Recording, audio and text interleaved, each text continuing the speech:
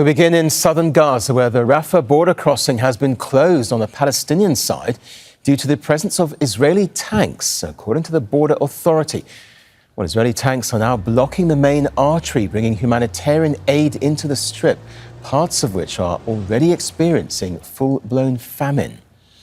Well, that comes after a night of heavy Israeli bombardment in Rafah in southern Gaza. At least 14 Palestinians have been killed by Israeli strikes in the past few hours. The attacks follow a unanimous vote by the Israeli War Cabinet to continue its operation in the city, and comes despite Hamas's announcement that it's ready to accept a ceasefire deal. Intense bombardment. Very, very intense bombardment. Airstrikes, rockets, artillery shelling, tank shelling, drones, all firing at us. Never in my life, I am 69 years old, have I ever seen bombardment like this, and I have witnessed several wars. I have never seen a war like this one, and I really wanted to leave, to evacuate, but I couldn't. The reason was that I found this injured young man. We rescued him. But the whole area is completely and utterly destroyed. Well, Tareq Azzoum is live for us now in Rafah in southern Gaza. So Tareq, the Rafah border crossing is closed. What more can you tell us?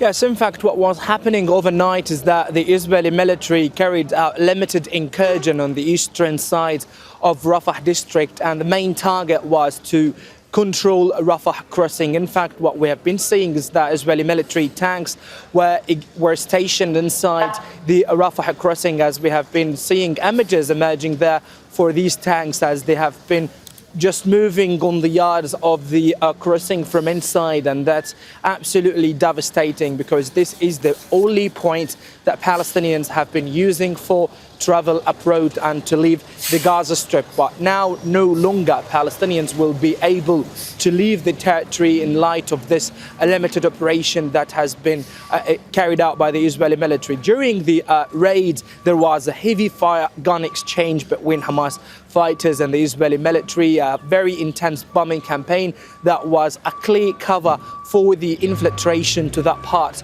of Rafah, and that is a very significant step that has been taken by the Israeli side regarding their operation. That they have been saying that Rafah, the Egyptian or the Palestinian side from the crossing is very vital for the Israeli military to control, as a very important military side that will help them to control the movement of Palestinians from and in out and into the Gaza Strip. And that step has really triggered more concerns among Palestinians, who are right now have more growing fears regarding the expansion of this military incursion to reach further parts of Rafah district, which has been under unrelenting circle of bombardment within the past 24 hours.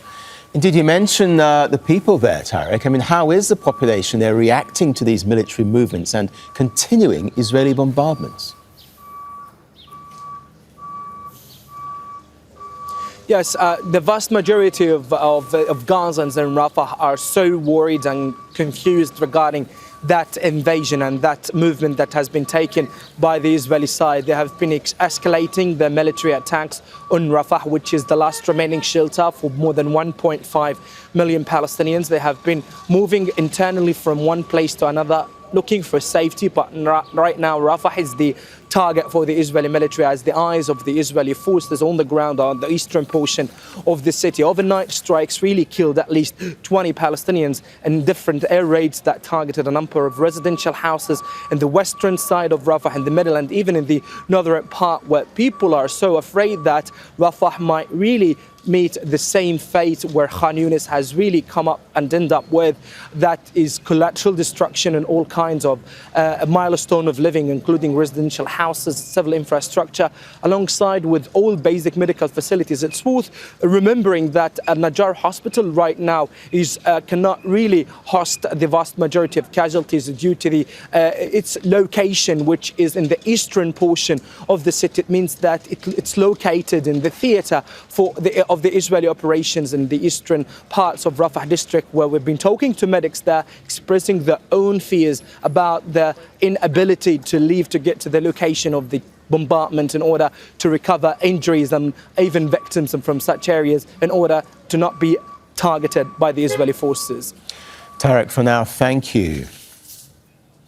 Well, Mohammed Jamjoom joins us on the phone now from the Jordanian capital, Amman. So Israel has taken control of the Rafah crossing. What more have you heard about this operation?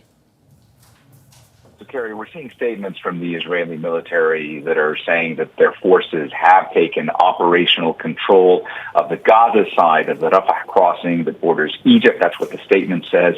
And it adds that special forces are scanning the area.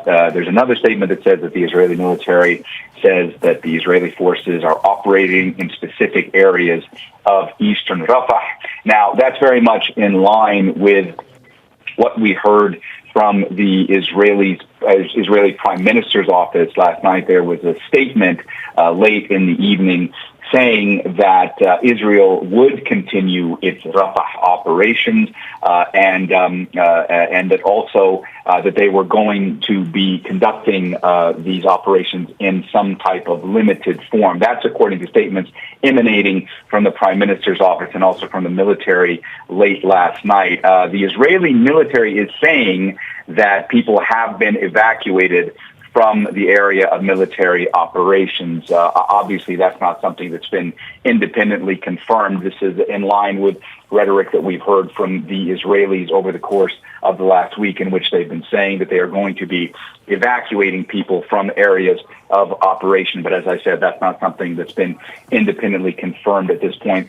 We also got one more thing from the Israeli military, in which they said that the Kerem Abu Salim crossing has been closed for security reasons, and that it will reopen once the security situation allows. This is interesting because this is a crossing that was discussed when Prime Minister Benjamin Netanyahu spoke with U.S. President Joe Biden on the phone on Monday evening, and the White House readout of that said that the Israelis had committed to reopening that crossing for the delivery of aid. So this is what we're hearing at this hour from the Israeli military.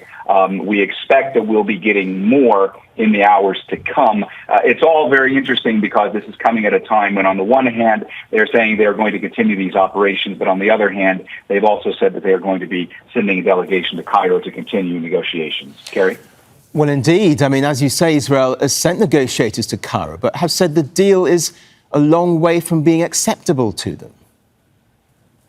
Yeah, that's right. That's where this is going to be very interesting to see how it plays out, because right now, what seems to have happened, if you're reading between the lines in the statement that came out last night from the Israeli Prime Minister's office, it said that the War Cabinet had decided that the operation in Rafah would continue, but it also said that negotiators would be going to Egypt to try to reach a deal that was acceptable to the Israelis. What's interesting about that is that, Netanyahu, the Prime Minister of Israel, is under a lot of political pressure right now. He's under pressure from far right-wing ministers like Itamar Ben-Gvir, the National Security Minister, who repeatedly demands that the Prime Minister send forces into Rafah. He did so even as late as yesterday evening on Twitter.